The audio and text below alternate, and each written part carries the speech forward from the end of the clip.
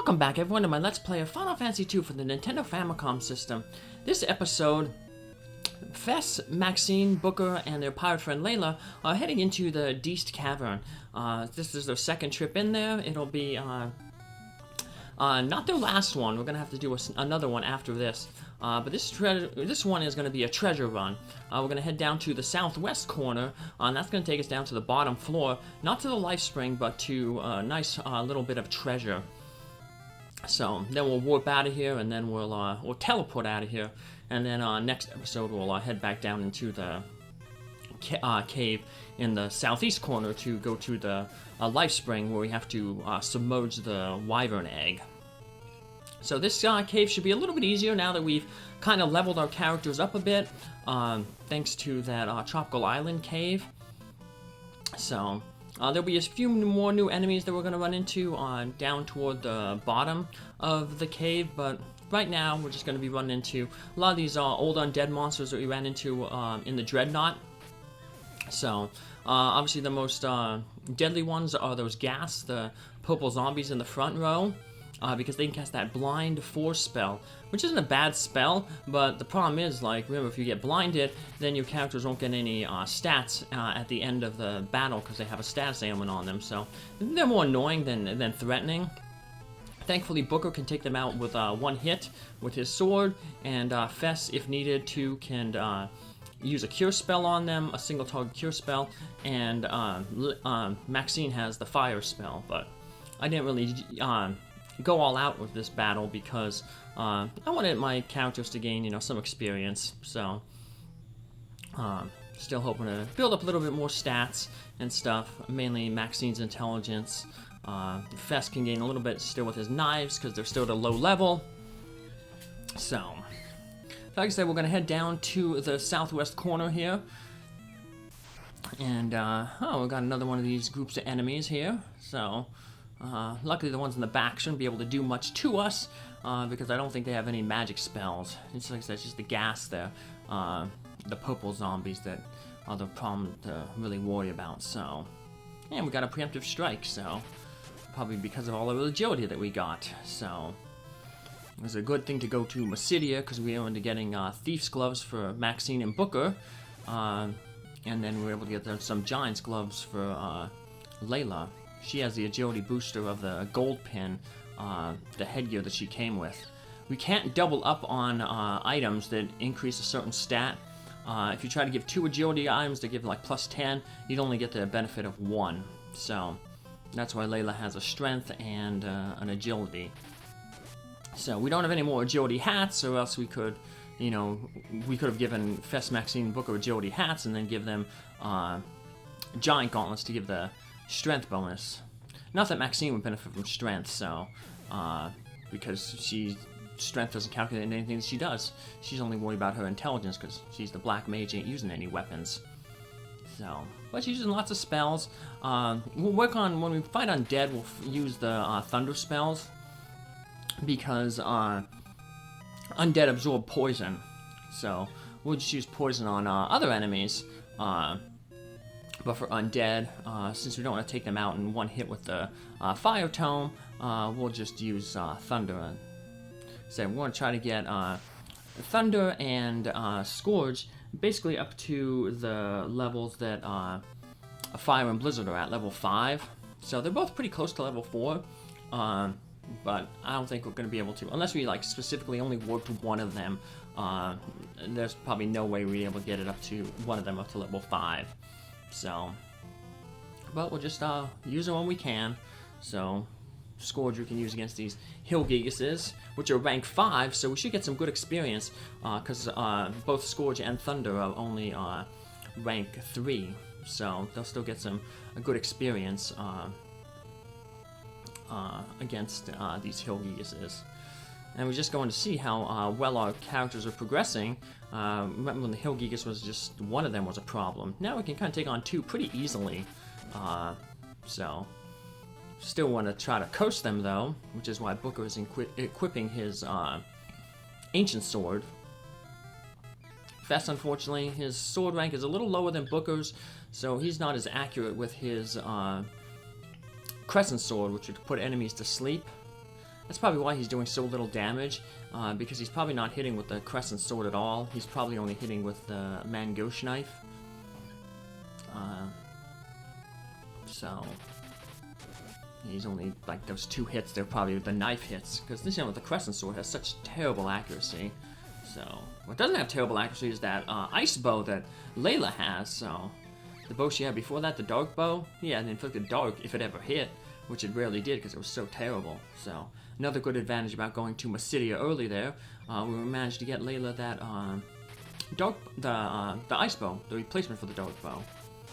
There will be a flame bow down here. It's weaker than the ice bow, but we'll still keep it because sometimes we're running enemies that have weaknesses to fire, so we'll want to use it on them. You can also get a fire bow from the captains back in Fynn. It's one of their drops. They also dropped the gold cuirass. Good piece of armor, but it's not needed right now because we end up getting the ruby armor from the village with those mask creatures back at the tropical island. So, oh, we got our Scourge level up. Nice. Level 4. So now that means you can start working on Thunder. Yeah, I see some treasure on the other side, so. But we'll go there later on. Here's a new enemy, Revenants. Like other undead, they are weak to fire. The rank 4 enemy, so it's nice that, you know, they're not accompanied by weaker undead.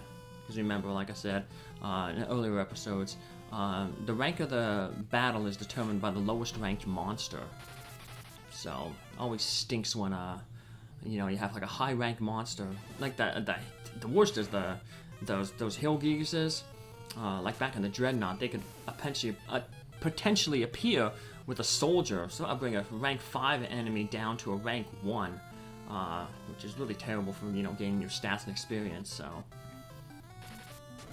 kind of annoying when the random number generator messes with you and ruins your plans. So, but we got a little bit lucky here, so that's good. They all came with Revenant buddies. Reminds me of that one game Ancient Anguish used to play. Maybe I'll have to make a character with that again, that text-based game. I was a Necromancer was one of my characters, and they make undeads, and the Revenant was the second best undead. It's all changed now though, but back when I played, there were like 3 top-tier undead. You had your Fetch, which was like a zombie, a high-end zombie, and they were good for tanking, because you could equip them with armor. You equip them with armor, but I forget how you made them. But for the Revenant, they were good as a basher, because to make them, you had to like use this like breastplate on a corpse on that enemy that was a Revenant. And Revenants were really good at hitting things, but like I said, because they couldn't equip armor because they had that breastplate on to make them a Revenant, they had weak defense. So, and then you had the Lich, which was like your in-between, that could tank or bash.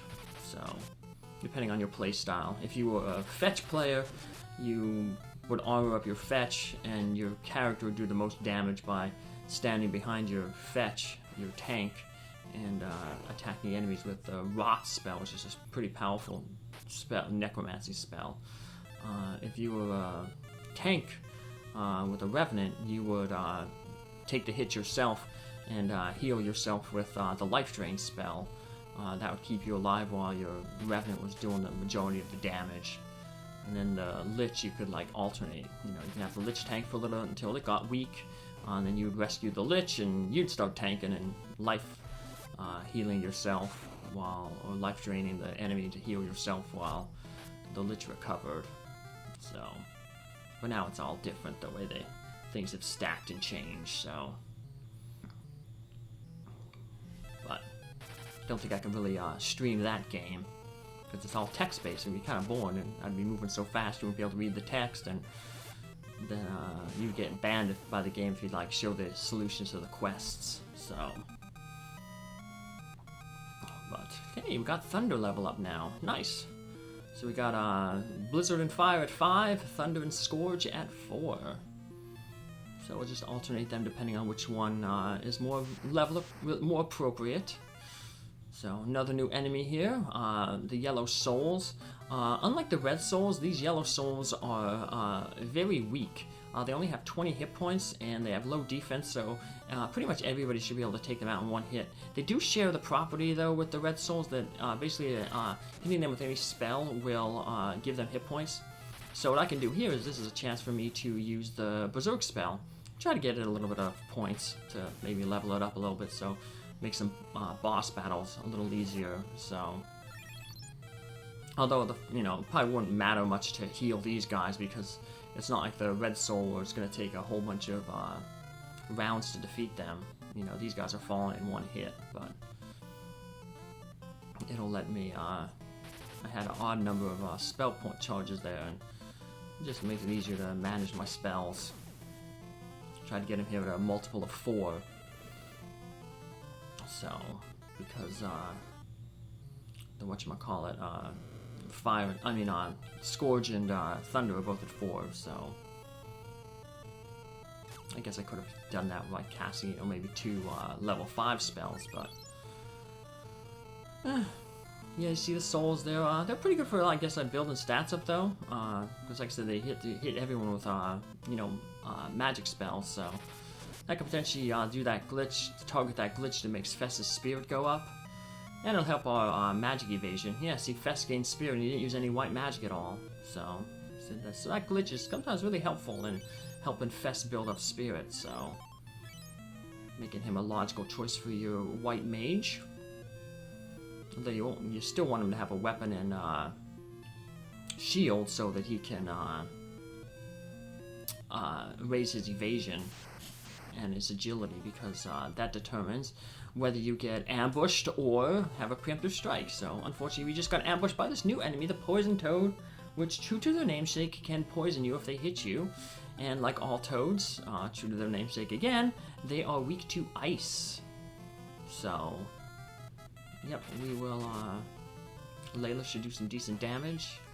Unfortunately they poisoned Booker here, and I don't think we're gonna be able to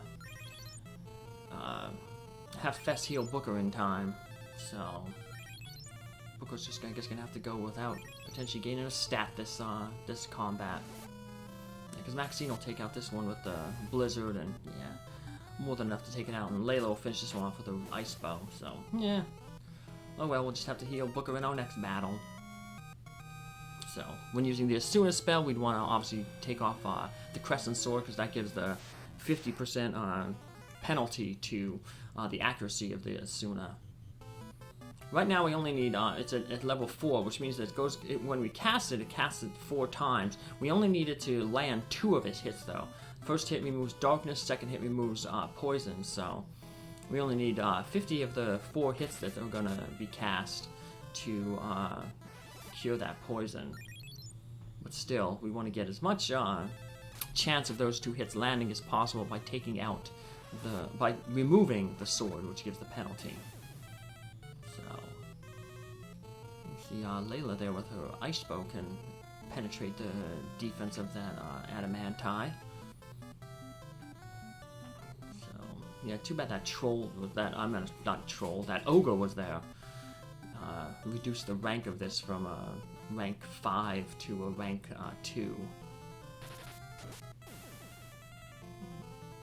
So Booker's probably able to bypass the defense there because he gets an extra attack with the wing sword, which is strong against magic beasts. Got it. So we got some knight's armor there. The knight's armor is pretty worthless armor. It's a heavy armor. So it's worse than the Ruby Cuirasses that we got. It doesn't add any special bonuses or protection for any magic or status, so just something to sell. So,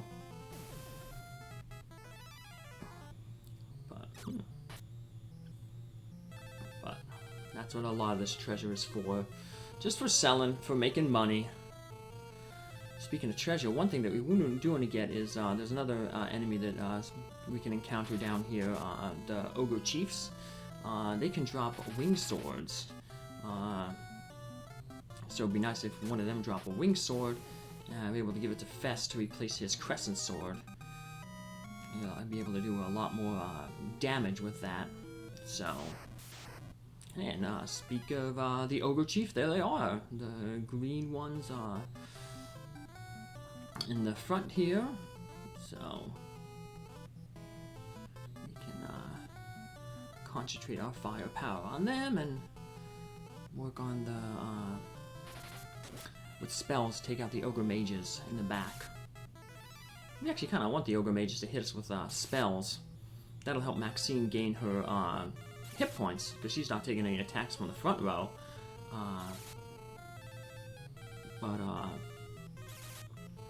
So this will give her a chance to lose hit points and potentially gain stamina and hit points. So, and of course, if we trigger that bug, it'll make Fess maybe gain some spirit. So he's not really using his MP right now for white magic. Probably on the next trip down. I just wanted to save MP for the second trip down to the life spring, so which is to the north of us. We saw a little bit of the life spring when we got onto this floor, but of course there was that stone wall in the way. So, and there's that just that little pond there to the side. We couldn't throw the egg in that. We have to get to the big part of the life spring. So, and it's going to require a second trip through here, so, or a third trip, because we already did that first trip to get the pendant. It was so long ago, and it was such a short trip that it almost doesn't count. But oh well. So. Blizzard, as long as they're not using like a blind spell, we don't mind those ogre mages hitting us. So, blind, bad. Other stuff, not so much. So, yeah, Maxine's taking quite a bit of a beating there. What, 100 hit points? So, almost half her hit points. So, maybe a potential chance that she gains that level, or gains some stamina and hit points. We will want Fess to gain those stamina and hit points, though, because he was lagging behind for so long, because Maxine was also in the front row, and the targeting, the game takes targeting priority for the second and third characters.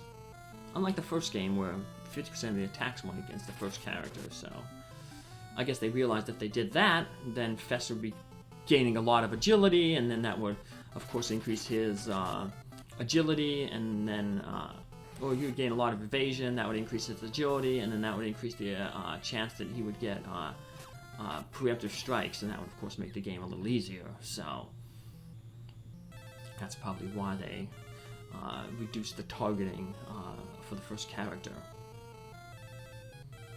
So, speaking of losing a lot of stuff, talk about Maxine losing a lot of hit points. She's also losing a lot of magic points, which is good. So let's see if she gets some stats.